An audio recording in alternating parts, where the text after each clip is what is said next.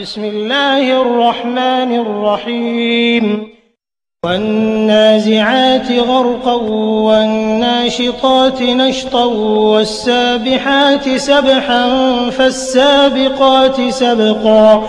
فالمدبرات أمرا يوم ترجف الراجفة تتبعها الرادفة قلوب يومئذ واجفة أبصارها خاشعة يقولون أئنا لمردودون في الحافرة أئذا كنا عظاما نخرة قالوا تلك إذا كرة خاسرة فإنما هي زجرة واحدة فإذا هم بالساهرة هل أتاك حديث موسى إذ ناداه ربه بالوادي المقدس طوى اذهب إلى فرعون إنه طغى فقل هل لك إلى أن تزكى وأهديك إلى ربك فتخشى فأراه الآية الكبرى فكذب وعصى ثم أدبر يسعى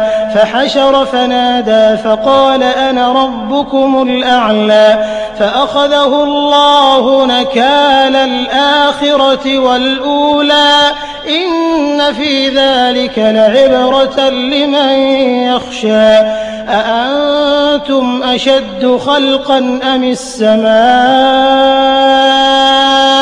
بناها رفع سمكها فسواها وأغطش ليلها وأخرج ضحاها والأرض بعد ذلك دحاها أخرج منها ماءها ومرعاها والجبال أرساها متاعا لكم ولأنعامكم فإذا جاءت الطامة الكبرى يوم يتذكر الإنسان ما سعى وبرزت الجحيم لمن يرى فأما من طغى وآثر الحياة الدنيا فإن الجحيم هي المأوى وأما من خاف مقام ربه ونهى النفس عن الهوى فإن الجنة هي المأوى